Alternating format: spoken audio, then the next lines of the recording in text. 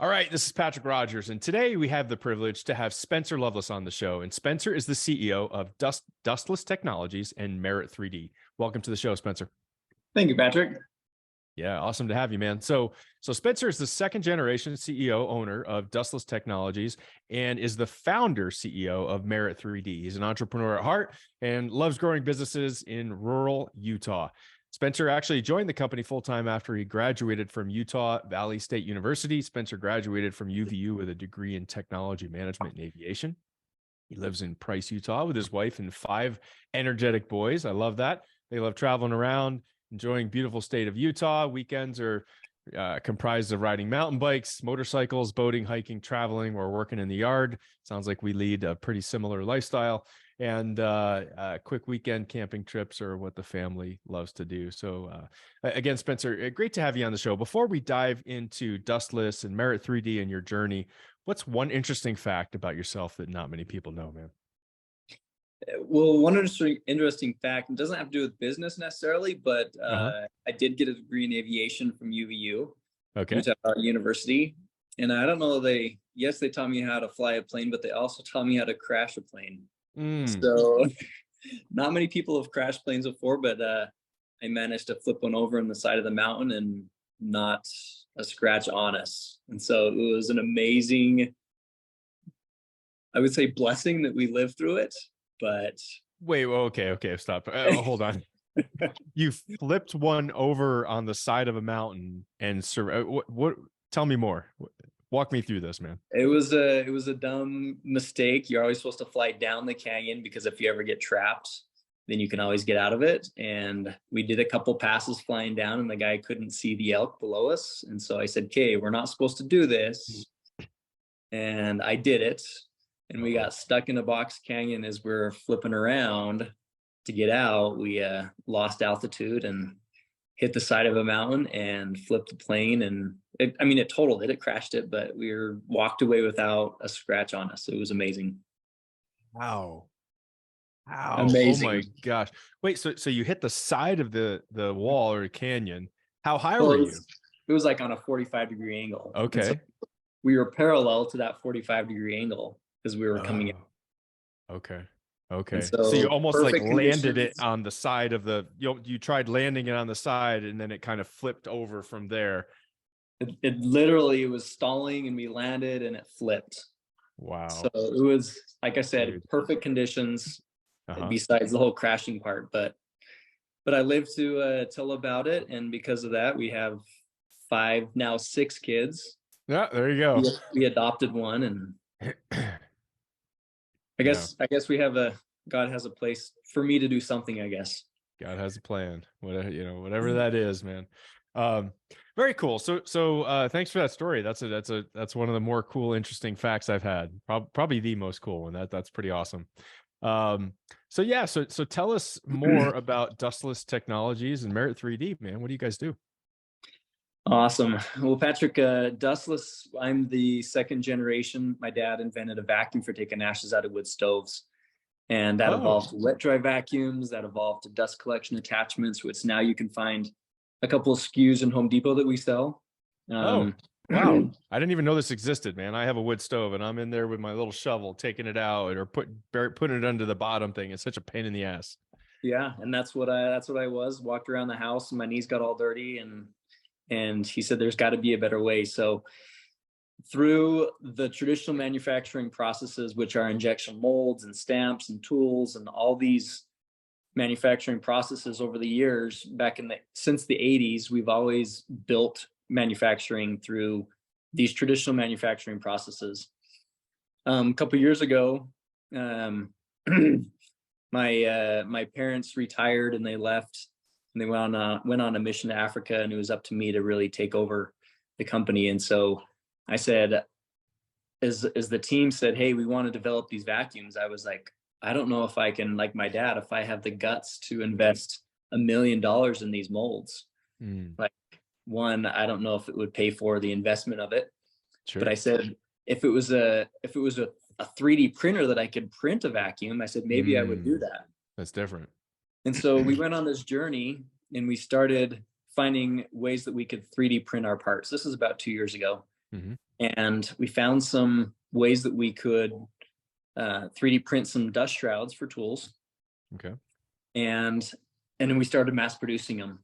And then other companies started coming to us and they said, hey, you're mass producing your parts for your vacuums. Can you mass produce these phone cases, or can you mass produce Oh, wow. these knife sleeves, or Yeah. these backpack parts? And we said, Right. yes, Right. we can. Like we figured out how to do it for Dustless. And so we incorporated Merit 3D, which just supplies companies mass produced parts via 3D printing or additive manufacturing. And so we really helped these companies that were had the same pain points that we had. And injection molding is a real expensive process, and it's a real rigid process. Once Mm. you invest tens or hundreds of thousands of dollars in these molds, you cannot Right. change the design. Right. Like Right. They're set. you're stuck with it. And so I'm like, really, how do we make a physical product be the same as your iPhone? You know, your iPhone gets an update every couple months to make it the best and the best and the best that it can Yeah. be. Yeah. And so that's what we're evolving the manufacturing world to be through Merit 3D, is to say, hey, you want an agile process, you want an agile product, you want to change it whenever you want to have the best product for your customers. Like, we can do that because you're going 100% digital manufacturing, Right. rather than a rigid injection molding manufacturing. Yeah. So that's what we're on. And the cool thing is we're in Carbon County, Utah. Uh-huh. Carbon County is known for its coal mines and coal plants. And the last few years have been a really big struggle. Last few years, I would say decade, for the economy because of the war on coal. And Sure. Absolutely. and so our goal is to convert this economy from a coal economy to a tech manufacturing economy. Mm. So we have about 1,700 jobs in the next few years that are going away with coal, and we want to transition those to advanced manufacturing. Wow. What a great goal, man. What a purpose. So it's fun, and it gives that drive to really wake up and say, you know what, this is why I want to do this. It's not about the money. Obviously, you need money to grow, Right. but Sure. it's how do we make the bigger picture a reality? So is Merit 3D, what do you think is your future then? Is Merit 3D the future, or is Dustless Technologies the future? So Merit 3D has the bigger opportunity. Yeah. Dustless today is bigger because it's been established for a lot longer. But with Merit 3D, we get into aviation parts, we get into printing statues and trophies, and we print a lot of phone cases, and we print, Anything and knife everything almost. Yeah. components and construction products and garden products. Like, it's all over the board. But that goal really transitions into Dustless as well, because we're working on a vacuum that is 40% 3D printed, because the end goal is how do we supply other people, but then how do we build Dustless as well? And so we think Merit will overtake it pretty quickly, Yeah. by the possibilities that it has. But how does that become an asset to Dustless as well? Yeah. So how do you've got this Merit 3D, which could, do all things for all people, right? I mean, you could be a generalist. How do you prioritize marketing efforts? Is everything by referral right now, by word of mouth? Like what's going on on that end of things? There's a lot that is referral, because the Yeah. market doesn't understand what 3D printing can do. When people hear 3D printing, they're like, oh, I have a 3D printer at my house, I know what it does. Yeah. And Yeah. I'm like, I do too. My kids love it. But Yeah. this is Yeah. different. This is This on is the totally next level. Yeah. And so referral is a big program, because a big resource for us today, because people are like, wow, you can do this. And so it's also social media. I do a lot of LinkedIn videos and just saying, hey, I think last week's was I 3D printed a cinder block. Oh man, you had I forget what it was, but I just remember you had some video that I even commented on. I was just cracking up. I forget what it was, but you have a tendency to put some humor in your videos. Yeah. Yeah. And people are like, you shouldn't be 3D printing cinder blocks. I'm like, well, what if it needs 30% the light or the weight? I'm like, well, I guess it does make that. I'm like, but you never know what opportunity is going to, since that conversation and since that video, we've actually had some people from the Department of Defense that we've had conversations with and saying, hey, can you 3D print this part? Yeah. And so you never know what is going to come of just these stupid things. Like a couple Totally. months ago, it was 3D printed hair. I mean, Yeah. I have a good bald head, and so how can Yeah. I 3D print hair? Not everyone has hair like you, Patrick. Yeah, exactly. Yeah. Thanks, Grandpa, or whoever it came from. No, I think that's awesome, though. A good message for B2B business owners is LinkedIn video is phenomenal for being able to gain trust of the community and in your target audience. Yeah, and the thing that we try to do is just to try to keep it real. You know, there's a lot of fake stuff out there, and yeah, there's a lot of swimming underneath the water that people don't see, and a lot of Mhm. headache and screaming that Yeah. people don't see. But that comes with running a business, and so you know, we try to show, yes, there's headaches, yes, we have failures, yes, that you know, life is tough sometimes, but look at the future. Like it is amazing. Yeah. As long as you can get through today and look for the bigger picture, then it's gonna be good. Totally, totally. And you had mentioned before that agility is pretty key in this changing world for any CEO up and coming company. It is. We just like our goal for manufacturers is to be agile, and we Yeah. just last week we just released a press release that we are 3D printing 1 million parts for one company of one Wow. part. Wow. And so we get a lot of criticism from people saying you should never do that. You should always injection mold it. And we're like, but look, this company, they had 30,000 pieces, and at 100,000 pieces, we're improving the design. Mm, And at 500,000 pieces, we're improving the design again. Like this mm. is a big company that can afford injection molding, but because we're in the process of always improving the part, and this That's is huge. and even on a simple part, this was. I'll just show you the part right here. I don't know if is this video as well or just It is podcast. video. It is It is video. video. Okay, so if you can see this part, this is the injection molded part, and it has a little square Uh-huh. in one end of it. Uh-huh.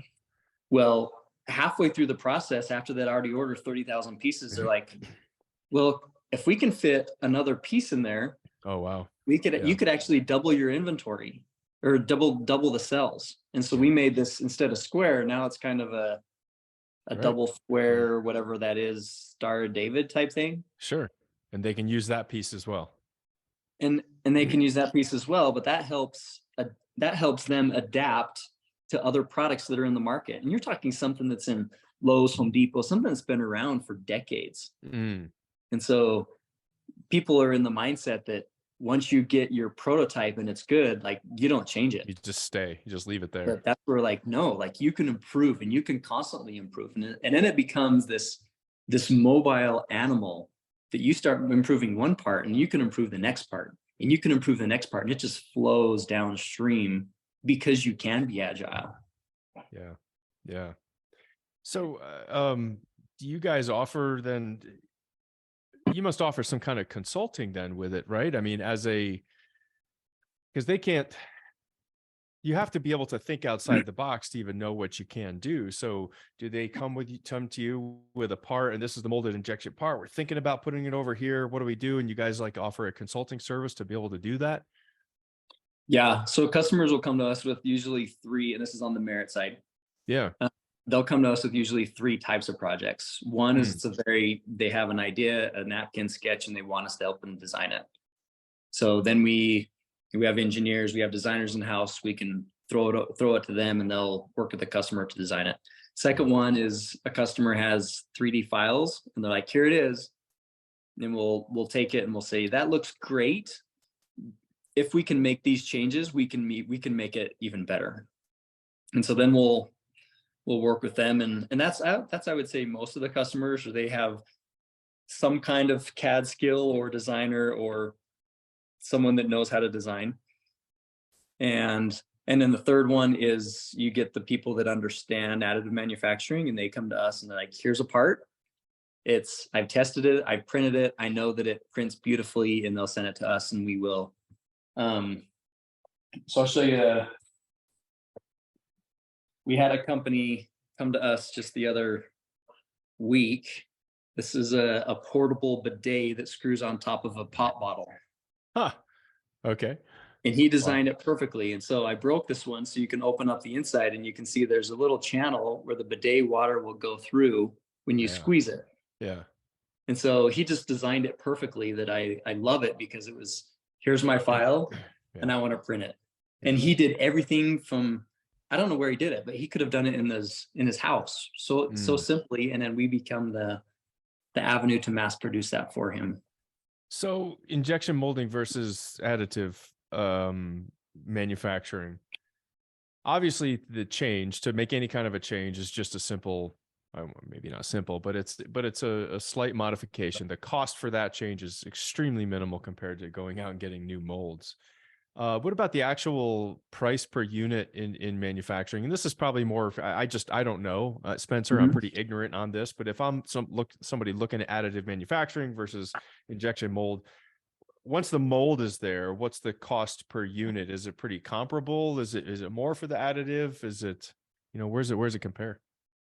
So today the cost for additive are, I would say, quite a bit higher. Interesting. Working with some of our suppliers, Uh-huh.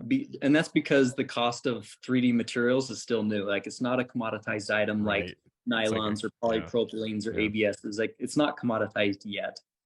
Um, that will get there because a lot of the materials that we Just like use are the anything. Yeah. materials they use on clear coats on cars. And so it's out there. It just hasn't been used everyone's using it in liters at a time rather than tons at a time. Yeah. Yeah. Um, Yeah. so it's high, but it's cool to see it come down. Like it's coming down, and I would say it's coming down pretty quick as new technologies and new formulations come out. It just happens. Yeah. And Uh, so it just depends on the desire yeah. of the customer to be agile with that. True. So yeah, it totally makes sense. And also, I mean, from the standpoint of the initial molding and then any subsequent changes of the molding, when you factor in those and you allocate those costs against each part, it's maybe it doesn't come out even, but it depends on a lot of things. But I can see what you're saying. This is the direction of manufacturing. And you even said you kind of believe. Sorry, were you gonna say something? We're gonna. Well, I think when we release a mold on the dustless side, which we have for decades, we're Yeah. trying to go more additive, right? But as we released a mold, we would have customers say, "Hey, can you change this? Can you change this?" And the answer is always, "We cut Can't. steel, the Yeah. mold is done."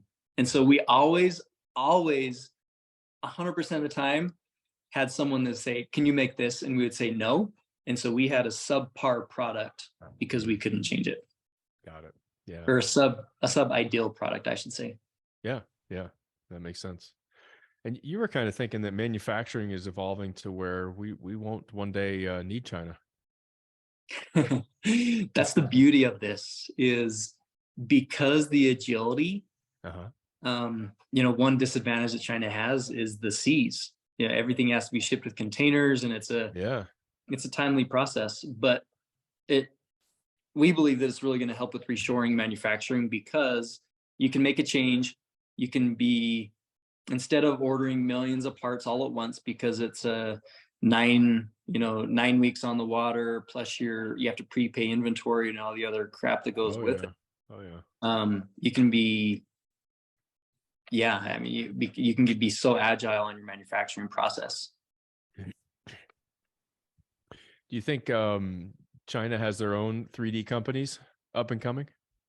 They have a lot of them, Oh, okay. Okay. but and they're cheap.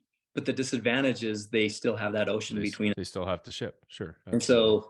so unless you're going to ship everything via air, which really in the long term isn't economical, then you're always going to have that month lead time on the water, which in that time we could already start mass producing your parts and selling them.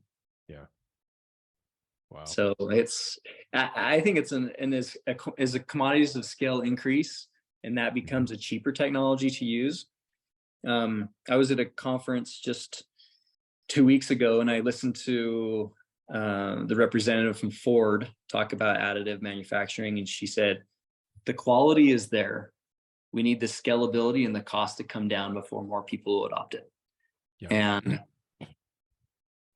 because China doesn't have a big advantage over cost than we do, besides labor, Sure. and so is now with the million piece order, we're getting over the scalability side of things because the industry is saying you can injection mold so much faster. And we're like, I don't know that we can anymore. We did one part, 60,000 pieces in one day, and we had 2.4 pieces coming off the printer every second. Wow. Like in order to do that, you would need like a 60 cavity mold, which would be hundreds of thousands of dollars to do that. And Spencer, forgive my ignorance again on this. Isn't there, when a part comes off of the additive manufacturing, it's done, ready to go, right? There's no, is there any polishing of it? Is there any, it's my belief or thought that when it comes off of injecting molding, there's still some sanding or roughing around edges. You got to get the mold things off. There's more labor that's related to after the mold is created. Is that true? Depending on your technology, yes. Okay. You have filament technology, which a lot of your home people have, and your libraries have. Your entrepreneurial hubs have. It's more a filament. FDM looks like your weed eater line. What we print a lot in is a resin technology. And so when it comes off the printer, it has to go through a post-processing where it's washed and then cured. But because of that, we can get, and again, if you can see the video, you can get surface finishes that are just amazing. Yeah. Like you can get carbon fibers, or you could get any type of surface that is just, That's amazing. like it's really, really smooth. Yeah, for sure. And so, but a lot of people want post-processing done too. Like we're getting into different coatings and paintings and conductive materials as well. So cool. So if I was a CEO of a company, any kind of parts I have that I'm manufacturing traditionally injection molding, what would be the decision point, or what are the things that I would want to consider as to whether or not I should explore or entertain a transition to additive manufacturing? Budget is a big one. If you are a startup, if you don't know if this is going to work, like additive is the only way to go. Even though your part cost is higher. Yep. I can't tell you how many millions of dollars we have in molds and how many hundreds of thousands of dollars we've thrown away in molds because the part just became obsolete and it wasn't the best part and we just stopped selling it. I think the best advice is, go 100% additive at first. As soon as you're getting, 250,000 pieces, 500,000 pieces, then you can start looking at other options to manufacture it. And then even then there's new materials coming out every day that are cheaper and stronger. And so they're competing with some of the others. And so as long as people can hang on, as long as they support hey, this is a new technology. Every single large customer we've got, they've said, oh, it doesn't work for us. We've sent them a part, they broke it. They're like, oh, it doesn't work. Like, wait. We can redesign it. We can change materials. Like the sky's the limit. There are no limitations to what we can do. And so then like third round, they're like, you know what? We're getting pretty close. Let's go with this. Yeah. And so it's just trusting the process that you may not find the right material at first, but once you find it or the right design, it's so easy to adopt it and change. Awesome. Yeah. Which, 5-10 years ago, they would have had to come up with a big capital intensive, project to be able to create the mold. And now they can bypass that. That's fantastic. Yep. So one of the other things, kind of shifting gears a little bit, you had talked about one of the biggest learning lessons for you was letting people in the company that weren't necessarily the right partners. To share with us a little bit more about what happened there. Everything has a purpose. Yeah. And early on in the company, we let some partners in that in the end didn't work out, and they actually ended up almost sinking us. Oh no. Since that, it's kind of, I hold the ownership cards really close because I don't want to get in that situation again, and especially to put in danger the jobs of the employees that we're trying to hire and bring back. And so as people come on board, we say, you know what, we don't know what the future looks like. If it does well, everyone's going to be rewarded, whatever that looks like. And so far that philosophy has worked pretty good. Obviously requires a lot of trust. because as a startup, we're not flush with capital like a lot of these other companies are. Yeah, for sure. But that's one lesson I've really learned is it was hard, like a lot of money with lawyers and and I went through it for a reason. I had to learn something from that. Mm. What would you have done different, um, looking back? It would be easy to say just, find a different way, increase the salary or do a profit share or whatever that is. But as soon as you get into ownership, then it's a lot easier to argue values of companies and a lot more expensive because lawyers get paid through that stuff. And even though they're good, great, but unfortunately, my wife asked me, she's like, if this Chinese company's knocking off your patent, can't you just go sue them and collect, $100,000? Sure. It's Wish like, it was that easy. I wish it was that easy. Theoretically, babe, you're right, but You have to spend money in order to get these guys and get money from them, even though they're knocking off your part. It's like, yeah, it's many times, and Elon Musk has said, he's like, patents are worthless. yeah, And, totally. take that for what it's worth. Yeah, It's, you spend more money fighting them than many times it's worth. yeah. And so if I'm hearing you right, what you're saying is another way to say it is be very protective of your equity, your ownership equity. Maybe not only when you start up, but also really be really careful about it as you scale and think about partners and maybe even investors as well. Yeah. And I think it's, you go into it hoping for a happy marriage and you plan for a divorce. Mm, And, what do you have in a contract that prevents as, or that minimizes the risk if for you, if that's what you're doing, giving up equity or whatever that is. yeah. That's, I mean, I can't agree more. My first partnership, I got lucky. He's actually a Mormon gentleman, and I didn't even know really what Mormons were at the time. Amazing individual of a man. And we ended up, I went through a divorce and I just couldn't function as a CEO and I had to shut this thing down. It was a franchise concept. And we had gone through the rigmarole of creating this partnership agreement because we had some counseling from someone else that guided us to do that, and we had every possible scenario. And luckily for us, he was, number one, his ethics and morals were straight on, but we had this agreement that had this specific instance here. If one person is just lost the passion for it, which I didn't lose the passion, I just couldn't function as a human being. We figured it out, and we had a formula for figuring it out ahead of time. And I know there's other, you can, people still fight that and people still don't listen to that. But if you have that going into it, you're ahead of the game, I have to believe. Yeah. And you don't know what's going to happen. You don't know what's don't, gonna happen. you never know what's going to happen, but having someone that, and hopefully you think that besides just their talents that they do have good ethics and morals. And I would say that the employees and the partners and co-founders that we have in Merit 3D, are great people. Yeah.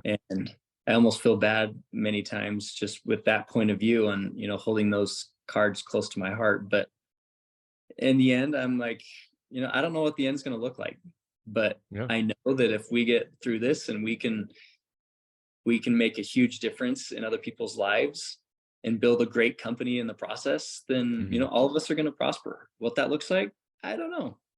Yeah. Yeah, for sure. Yeah. Very cool. But Awesome, man. Let me take a few minutes to just summarize just a few of my key takeaways. One is agility is a key. Agility is key in a changing world. And, being able as an entrepreneur to have the ability to move your cheese and be able to shift and focus and really stay in line with things that have the ability to pivot basically and not be stuck to one thing. And a lot of that comes down to the having an additive manufacturing versus molding. And one of the things you had said is startup entrepreneurs for a parts company, let's say, and we were kind of asking if you were somebody looking to start up a company, what would, how do you determine whether or not to do additive or not? And you said until you boil that down, until you really get it to somewhere where you're big, like 250,000 parts per day you're manufacturing, bypass the capital intensive requirement of mold injection and go with additive. And that makes total sense. And the other big takeaway just right here at the end was, be really protective of your equity. And I can't tell you how many guests I've had on this show that their biggest regret is giving up too much of their equity too early on, or partnering with investors or people that weren't the right fit. And usually it boils down to not agreeing on values or not agreeing on how we exit, and then just, it can all fall apart. So, Spencer, if there was one takeaway that you would really want the audience to absorb from our time together today, what would that be? I loved how you said pivot. Hmm. We don't know what the future holds. We don't know what the economy is going to do. We know there's going to be hard times, and it's, as we go through, people are saying, wow, how are you doing this? You guys are just like, it almost makes me like, I'm happy for it, but it makes me sad when people are like, holy cow, you guys are just killing it. You guys are just growing like crazy. And I'm like, you're right. But underneath the water, that duck is swimming like mad. On the top of the surface, it's really calm, and it just looks. And I think from an outside, we look at other companies and other businesses, and that's what we think. We're like, wow, they're just living at large. They have no problems at all. Know that everybody has some kind of struggle and are struggling underneath, whether that's spiritually, emotionally, business, life, family, marriage, whatever that is. Like, know that people have issues, and everybody is going through those issues. And so as we realize that, then it makes us, better people. It makes us more, be able to recognize the feelings and the sentiments of other people. But that's the takeaway, is just know that everybody struggles. Everybody has, we have plenty ourselves, but we've made huge milestones. And so stick to it. You'll get through it. And life is good.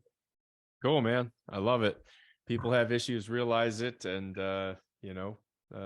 acknowledge it, and just know that people are struggling. Everyone's struggling in some way, some form or fashion. Just stick to it. Love it. Awesome, Spencer. If any of our listeners want to reach out and get a hold of you for any follow-up questions or questions about the show today, or perhaps they want to utilize your injection molding services, what's the best way they can do that? So injection molding, geez, additive manufacturing. Yeah, I got it. I think they understood too. 3D printing. Best thing is if you go to Spencer Loveless on LinkedIn. Cool. You could also go on Merit 3D. Awesome. I do a lot of videos on there, a lot of just trying to keep it real, like teach people what's going on, new technologies. Awesome. And we'll have your LinkedIn profile handle on the podcast page as well for the listeners out there. Spencer, it's been a great episode. Thank you so much for being on the show, man. Thank you, Patrick. It's good. Yeah, awesome. So for the listeners out there, please hit the like and subscribe button and help us spread the word about what we're doing. We're helping the next generation of leaders and CEOs be that much more successful. With that, this is your host, Patrick Rogers, and we'll see you in the next episode. Thanks a lot.